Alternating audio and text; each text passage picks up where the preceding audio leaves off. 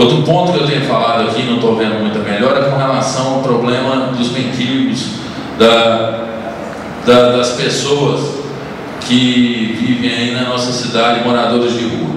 Sábado eu presenciei uma cena lamentável, inclusive na hora que eu estava lá, eu até acionei a polícia militar. Eu estava na Praça Mário Furtado no sábado de manhã, com diversas famílias, diversas crianças lá, quando alguns moradores de rua chegaram lá e começaram a ameaçar as pessoas, pedindo dinheiro. As pessoas que falavam que não ia dar dinheiro, ele pegava pedra no chão, ameaçava jogar nas pessoas, nas crianças.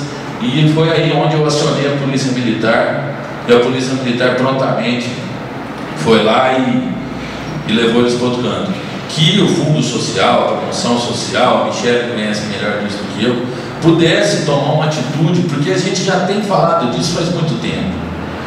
Teve até uma manifestação, teve até outras pessoas engajaram nessa campanha, que foi a igreja, que foi o próprio FAC, que foi outras igrejas além da católica, que tentaram conversar com esse pessoal, porque no meu ponto de vista, não adianta a gente só pegar, dar banho e comida e voltar para a rua.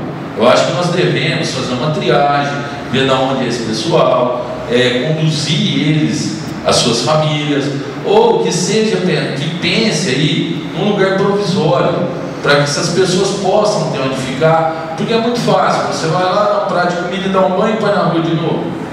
Então, e na maioria das vezes são pessoas, como já dito, dependentes químicos, que dependem de um tratamento, de um acompanhamento psicológico. Então, que ficasse aí essa indicação ao pessoal do Fundo Social, da promoção social, que nos ajudasse nesse ponto. Não, uma parte, né? Foi bom que você tocou nesse assunto.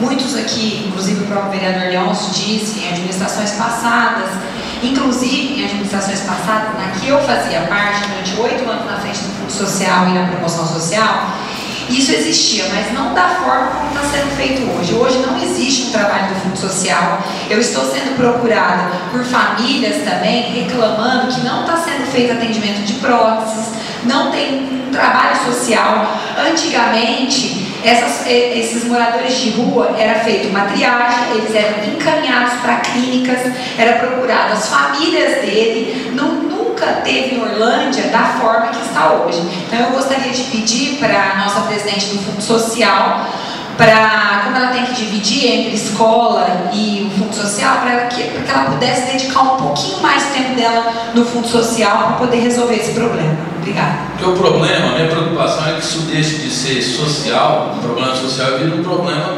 policial.